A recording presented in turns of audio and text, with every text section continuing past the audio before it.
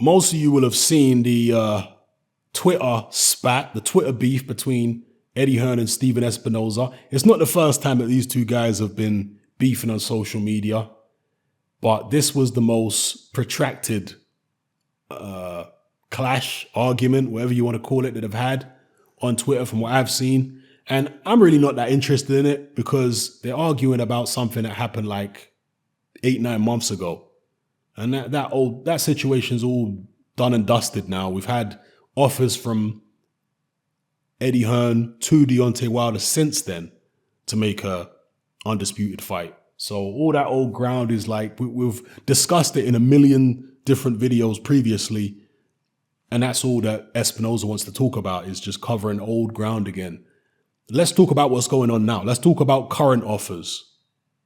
That's the only way progress can be made. So I'm not particularly interested in the back and forth between the two of them.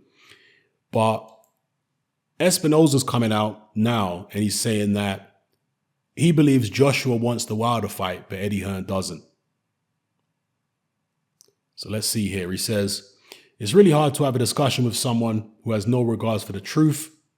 You want to hang your hat that you received the detailed, blah, blah. Okay, he's talking about the old stuff. He says here, it made me wonder whether Matchroom wants the fight to happen. I don't wonder if Joshua wants the fight to happen. I believe if it was up to him, he would be in the ring immediately. I know for a fact Deontay Wilder would have already done the fight if it was up to him. And he says here, it says, Espinoza believes the motive behind the delay is Matchroom's commitment to streaming service DAZN. He says, what we have here is the promoter's objective isn't the same as the fighter's. If the motive is to build up a streaming platform or to live up to a certain representation to other people, then you get in the way of the best fights. Hopefully that won't be the case on the future, or in the future, I guess it meant to say. You know, and I can't dismiss the possibility that what Espinoza's saying there has some validity to it, in terms of Eddie Hearn prioritizing DAZN's success over AJ's success. I can't dismiss that possibility. I'm not saying I agree with it, but I can't dismiss it as a possibility, because that kind of thing does go on in boxing, and there has to be an enormous amount of pressure on Eddie Hearn to deliver for DAZN. And Eddie Hearn likes to win. I know he's a rich kid, spoiled, silver spoon in his mouth, private school, all that kind of stuff, but he still likes to win. He's still very competitive, and he would hate for his DAZN situation to tank. And after his 2-year probationary period, for them to say, yeah, thanks, but no thanks, Eddie, we'll get somebody else in to do a better job than you. He would hate for that to happen. So of course, he wants to try and use AJ to deliver for DAZN, you know, to give them the boost in terms of the subscriber base. And maybe if, Wilder's profile hasn't been built sufficiently, they might be missing a trick in terms of the amount of subscribers they can get to DAZN. I'm just playing devil's advocate here, people, all right? So don't think that this is my perspective. But maybe even Hearn, like Tyson Fury's thinking, we need to build Wilder up more in the United States. But, maybe it's not a black and white issue. Maybe it's a situation where they would have taken the Wilder fight. And of course, they were going to take the Wilder fight on April 13th. Yeah, that was an offer right there for Deontay Wilder. If he would have accepted it, it would have happened. And that was even before the first Tyson Fury fight, remember?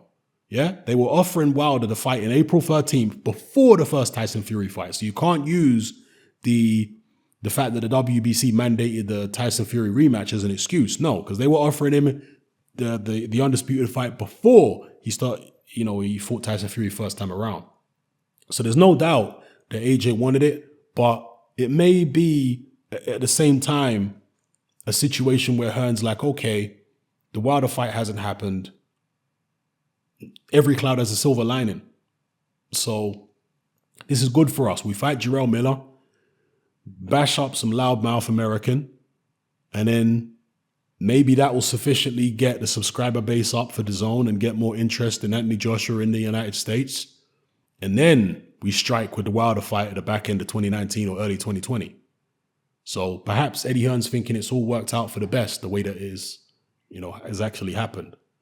So let me know what you guys think in the comment section below. Maybe you're not interested in the Espinoza Eddie Hearn spat and beef, but I don't know. Showtime, they've got their work cut out. There's no question about it, because with what DAZN are doing and what ESPN are doing with ESPN Plus is putting a lot of pressure on them. And what is Deontay Wilder going to do? This is a question a lot of people are asking, a very good question. What is Deontay Wilder going to do if he doesn't get the rematch with Fury and he doesn't get the AJ fight? What's he going to do? Because he is going to drop down from earning whatever he earned. What was it, $15, $12 million, whatever he earned against Fury? I can't remember now. I think it was $15 million maybe. He's going to drop from earning $15 million all the way back to earning what? $7 million? $6 million? $5 million? For his routine defenses or even his mandatory against Brazil? Are they going to try and put Dominic Brazil, Deontay Wilder on pay-per-view and charge people $75? Are people really going to pay for that? This is what you have to think about with Deontay Wilder. Showtime are in a difficult position with him because Wilder still isn't that star in the United States. He still isn't that star whereby you can be charging crazy amounts of money. And $75 is a crazy amount of money for a pay-per-view. He's not that star to be doing great numbers against anybody yet.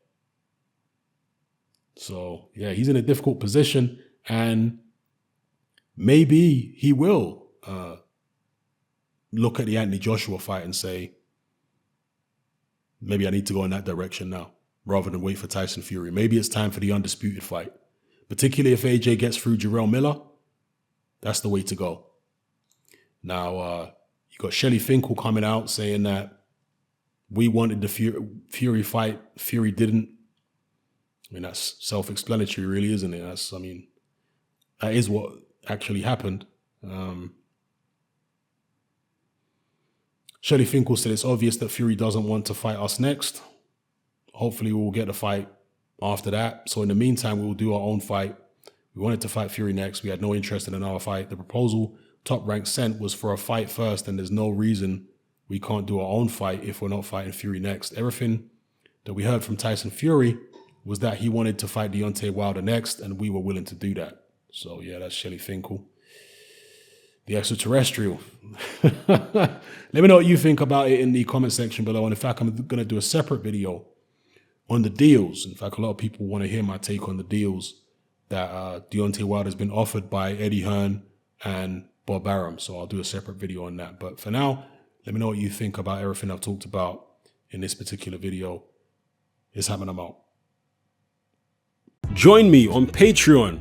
I upload a minimum of 2 podcasts every single week, covering a wide variety of controversial topics, as well as live stream Q&A sessions. Take a look on screen right now at some of the podcasts I've produced so far.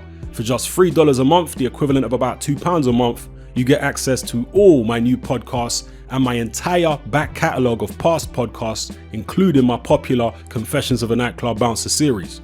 You can listen on your computer or on your smartphone or tablet by downloading the Patreon app from the Google Play Store or the App Store for free.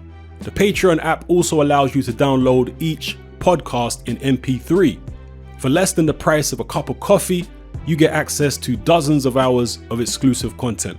It's easy to sign up, there's no contract, and you can cancel at any time. So come and join our community of free and critical thinkers by signing up with me here on Patreon today.